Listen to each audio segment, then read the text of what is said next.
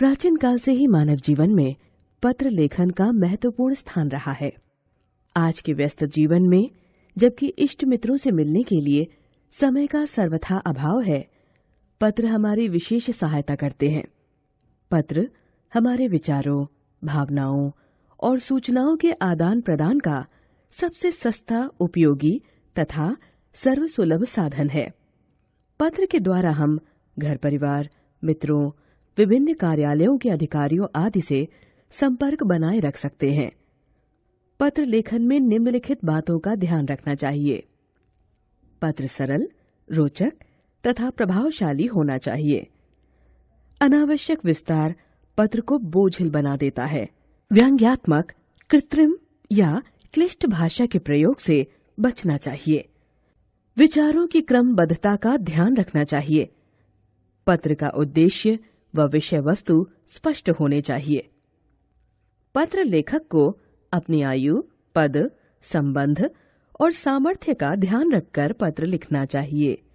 बड़ों को आदर पूर्वक, मित्रों को सौहार्द से और छोटों को स्नेह पूर्वक लिखा जाना चाहिए।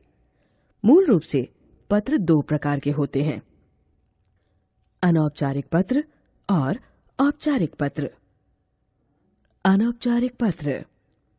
अनौपचारिक पत्र सबसे अधिक मात्रा में लिखे जाते हैं। ये पत्र संबंधियों, मित्रों, परिचितों आदि को लिखे जाते हैं। इस प्रकार के पत्रों में कुशलक्षेम अवश्य पूछी जाती है तथा औपचारिकता के स्थान पर आत्मीयता होती है। बधाई, निमंत्रण और संवेदना के पत्र भी इसी श्रेणी में आते हैं। इन्हें पारिवारिक, निजी या सामाजिक पत्र भी कहा जाता है। औपचारिक पत्र।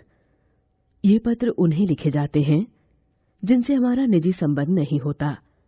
इनके कई रूप हैं। प्रार्थना पत्र, प्रधानाचार्य को अथवा आवेदन के लिए लिखे जाने वाले पत्र। व्यावसायिक पत्र, दुकानदारों, व्यापारियों, प्रकाशकों, कंपनियों आदि को लिखे जाने वाले पत्र। कार्यालयीय पत्र, किसी व्यक्ति की ओर से किसी कार्यालय, विभाग, संस्था, अधिकारी को लिखे गए पत्र या शासन की ओर से व्यक्ति को लिखे गए पत्र अथवा किसी शासन विभाग द्वारा दूसरे शासन विभाग को लिखे गए पत्र। ये पत्र नपे तुले तथा स्पष्ट शब्दों में लिखे जाते हैं और संक्षिप्त होते हैं। इनमें कुशलक्षेम जैसी घरेलू तथा पारिवारिक बातें नहीं लिखी जाती हैं। इनकी भाषा निजी पत्रों की भाषा से भिन्न औपचारिकता लिए होती है। अनौपचारिक पत्र। नए विद्यालय के बारे में बताते हुए अपनी सखी को पत्र लिखिए। परीक्षा भवन, कोयम्बटूर, दिनांक 10 अप्रैल। प्रिय भावना, मधुर स्मृतियां। मैं सपरिवार सकुशल हूं और ईश्वर से तुम्हारे परिवार की कुशलता की कामना करती हूं। यह पत्र मैं तुम्हें अपने नए विद्यालय के बारे में बताने के लिए लिख रही हूं। मेरा विद्यालय कोयम्बटूर के सर्वश्रेष्ठ विद्यालयों में से एक है। यहाँ का वातावरण पढ़ाई के लिए बहुत ही अनुकूल है। सभी विषयों के अध्यापक अध्यापिकाएं बहुत योग्य तथा परिश्रमी हैं। प्रतिदिन प्रातःकालीन सभा में विद्यार्थी प्रार्थना, आज का विचार तथा आज के समाचार पढ़ने के बाद समूह गान गाते हैं। उसके बाद प्रधानाचार्य महोदया भी महत्वपूर्ण बातें बताती हैं। यहाँ का खेल परिसर सर्वश्रेष्ठ है। इसके अतिरिक्त विज्ञान तथा कंप्यूटर प्रयोगशालाएं, नृत्य संगीत कक्ष, सुंदर सभागार, संगोष्ठी कक्ष तथा दृश्य श्रव्य सभागार भी अत्यंत सुंदर और आकर्षक है। अभी मुझे यहाँ आए कुछ ही दिन हुए हैं, लेकिन मुझे ऐसा लगता है मानो मैं यहाँ कई वर्षों से पढ़ रही हूँ।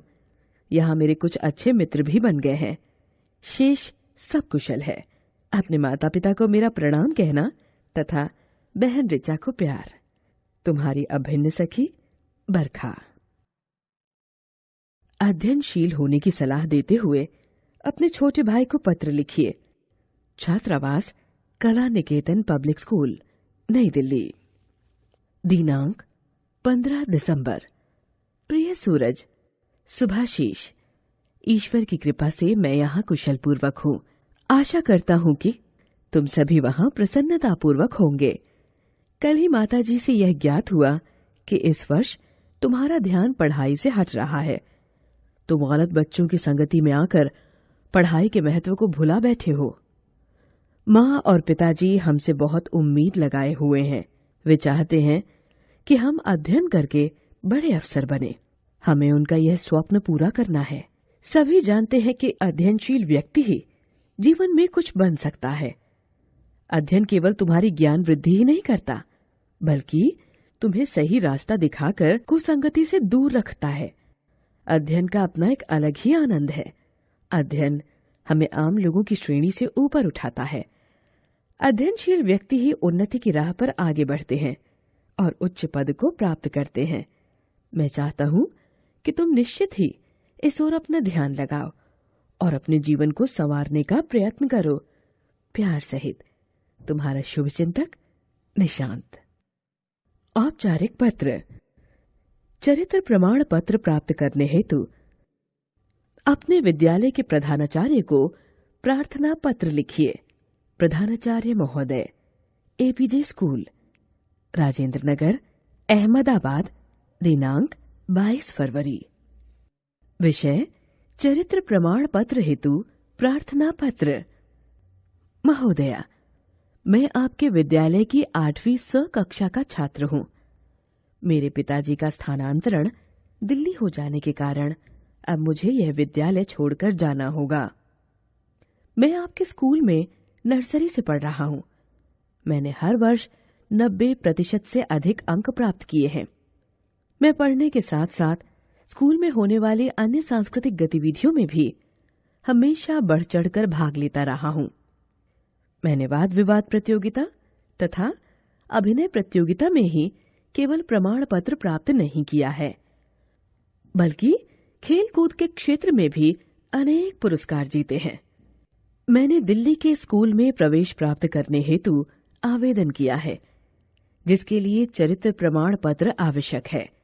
अतएव आपसे प्रार्थना है कि मुझे चरित्र प्रमाण पत्र देकर कृतार्थ करें। आपका आज्ञाकारी शिष्य गौरव, कक्षा 8 स।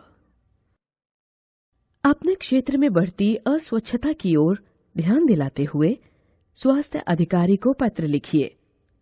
स्वास्थ्य अधिकारी, सिविल लाइंस, दिल्ली नगर निगम, दिल्ली, दिनांक 5 सितंबर। विषय क्षेत्र की सफाई करवाने हेतु प्रार्थना पत्र। मान्यवर महोदय, मैं आपका ध्यान सिविल लाइंस क्षेत्र में व्याप्त अस्वच्छता की ओर दिलाना चाहता हूँ। पिछले 1 सप्ताह से इस क्षेत्र में सफाई नहीं हुई है। इस कारण सब ओर कूड़े के ढेर लग गए हैं। नालियों का बहाव ठीक से न होने से स्थान स्थान पर पानी जमा हो गया है, जो अब सड़ने लगा है। इस कारण चारों ओर दुर्गंध फैल रही है और मच्छर पैदा हो गए हैं। इससे क्षेत्र में मलेरिया फैलने की पूरी आशंका है। आपके द्वारा नियुक्त सफाई कर्मचारियों को कई बार समझाया, लेकिन उन्होंने हमारी बात पर कोई ध्यान नहीं दिया। वे नियमित रूप से आते भी नहीं हैं तथा आकर भी इधर उधर बैठकर अपना समय खराब करके चले जाते हैं। उन्हें ज्यादा समझाओ तो वे अभद्र व्यवहार करने लगते हैं। आपसे प्रार्थना है कि आप स्वयं निरीक्षण कर यहाँ की स्थिति को समझें तथा इस संबंध में उचित कार्यवाही करें। सधन्यवाद। भवदीय विनोद शर्मा, सचिव, मोहल्ला सुधार समिति, सिविल लाइंस, दिल्ली। निम्नलिखित विषयों पर पत्र लिखने का प्रयास कीजिए।